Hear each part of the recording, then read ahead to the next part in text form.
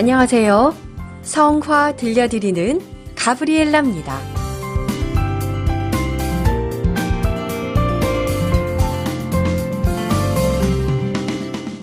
9월 21일은 성 마테오 사도 복음사가 축일입니다.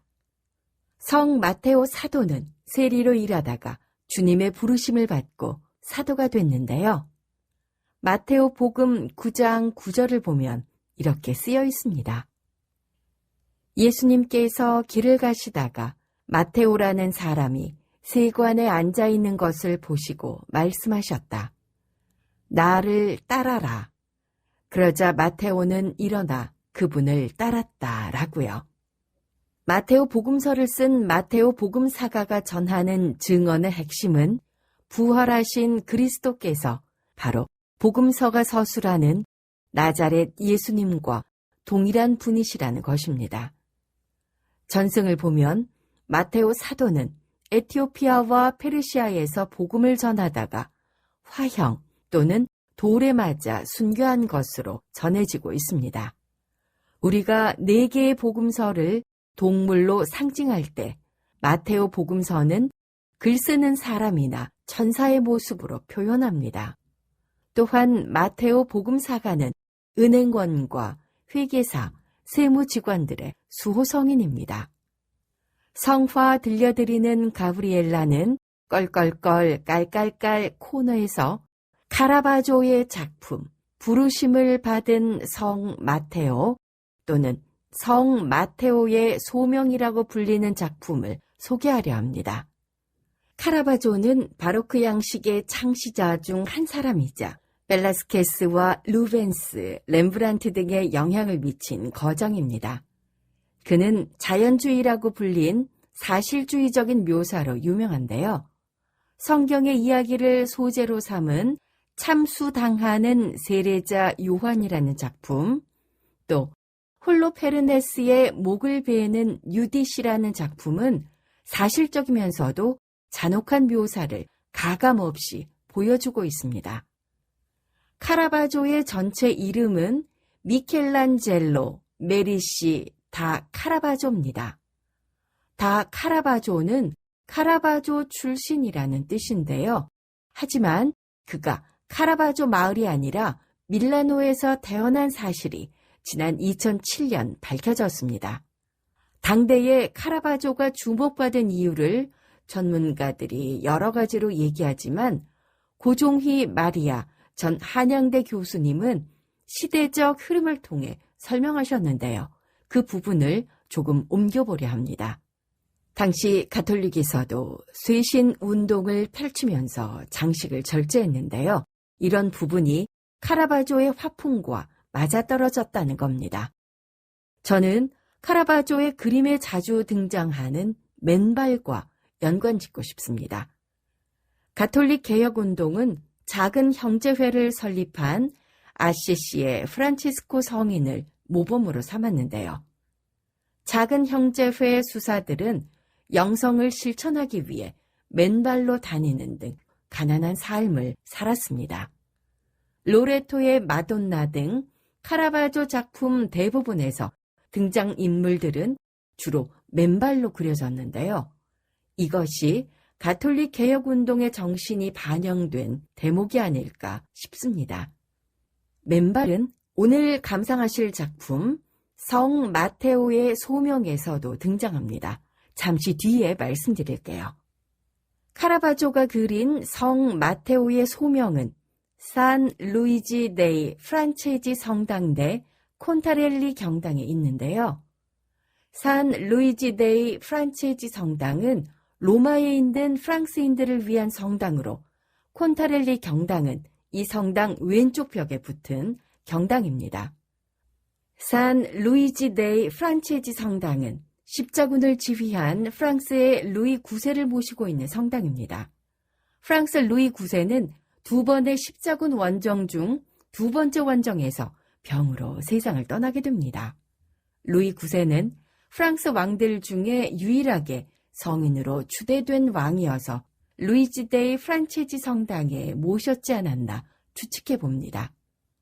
콘타렐리 경당은 프랑스인 추기경인 마테오 콘타렐리의 무덤이 안치된 곳인데요.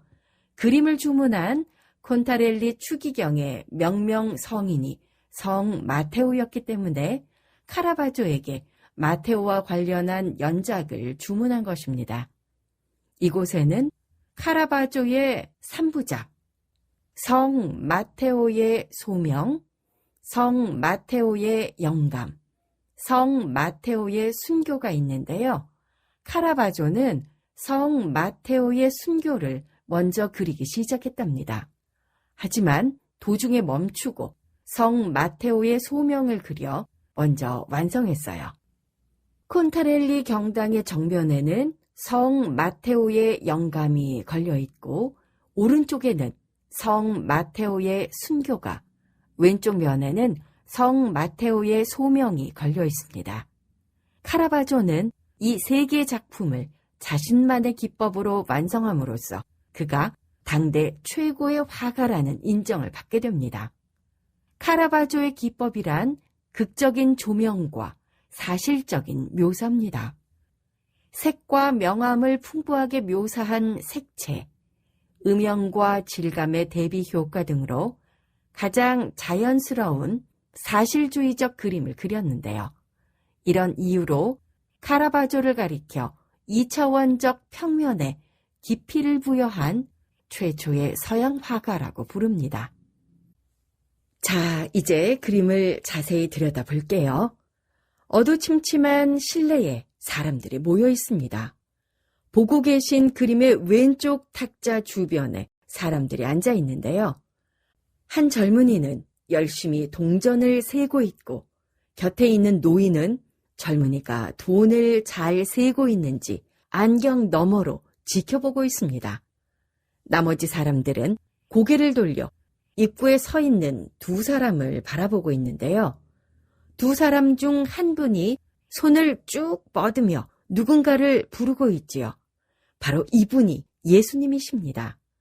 이 그림은 예수님께서 마테오라는 사람이 세관에 앉아 있는 것을 보시고 나를 따라라라며 마테오를 제자로 삼았다는 마테오 복음의 일화를 그린 건데요. 카라바조는 예수님과 마테오의 만남이 개종이라는 역사적인 순간임을 강조하는 대신에 이것을 매우 우연히 일어난 사건처럼 구성했습니다. 그림 속의 인물들은 예수님과 베드로가 들어오는 걸 전혀 눈치채지 못했어요.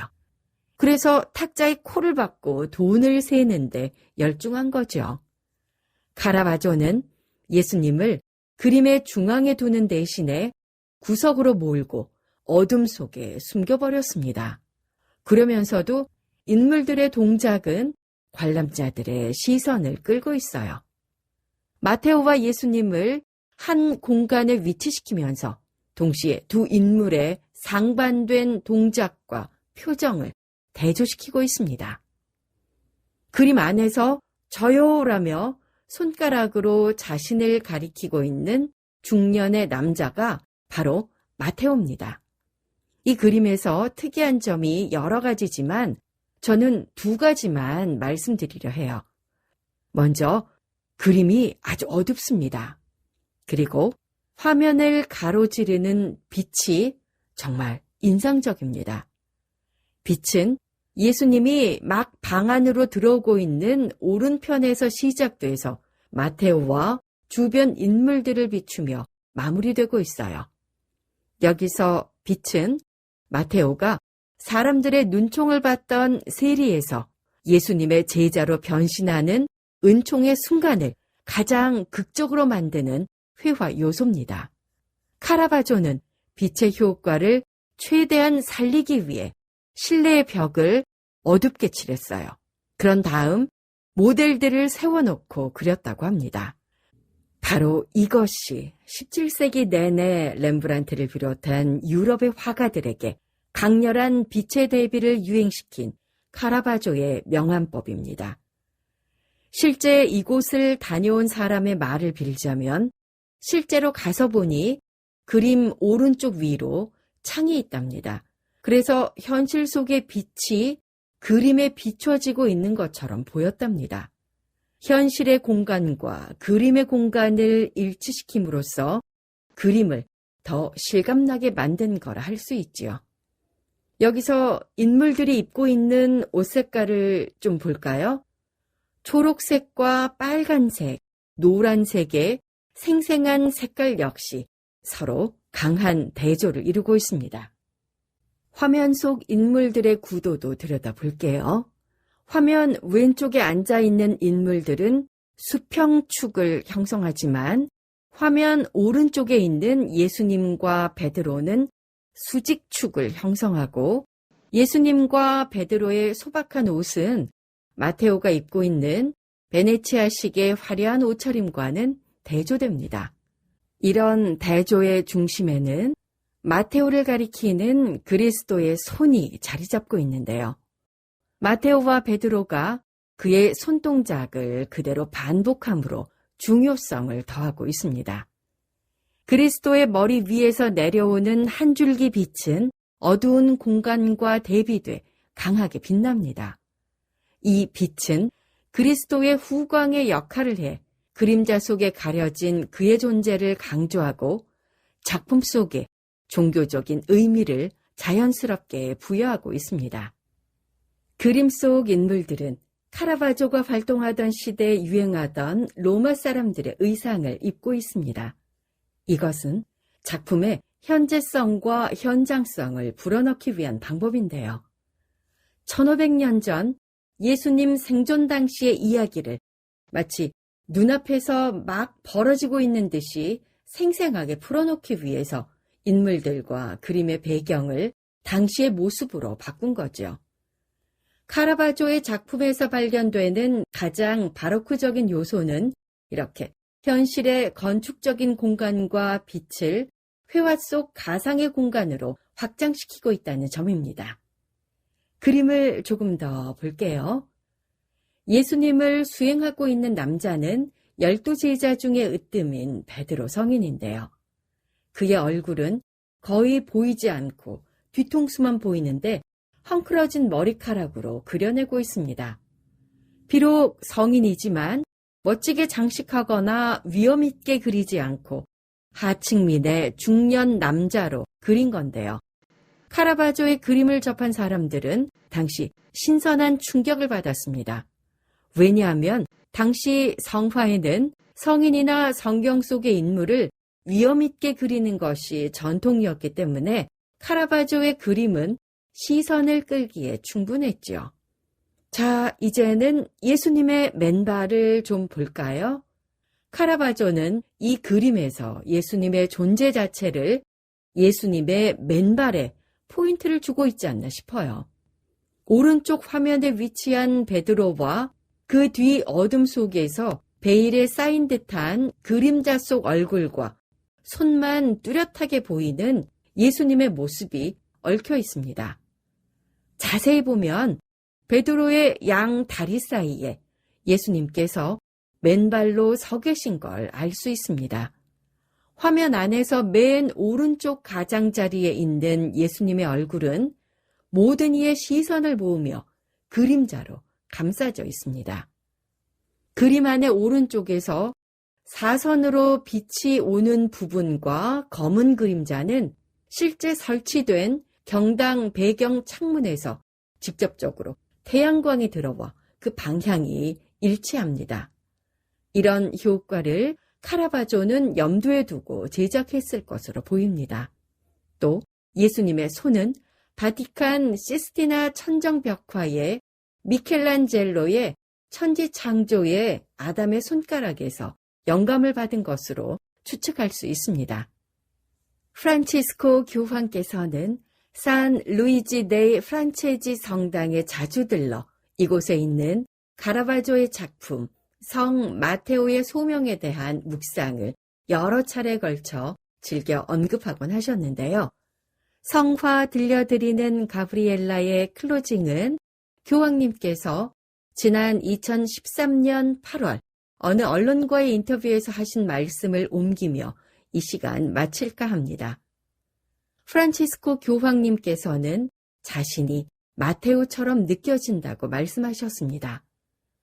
카라바조의 작품 성 마테오의 소명을 보면 예수님께서 손가락으로 마테오를 가리키시는 장면이 있습니다. 제 느낌도 그렇습니다.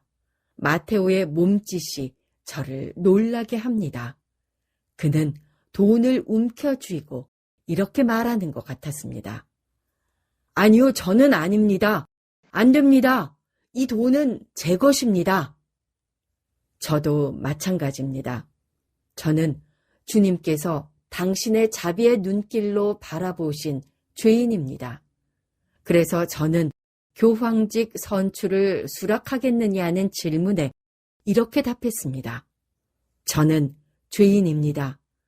그러나 우리 주 예수 그리스도의 자비와 무한한 인내를 믿고 참회의 정신으로 받아드립니다.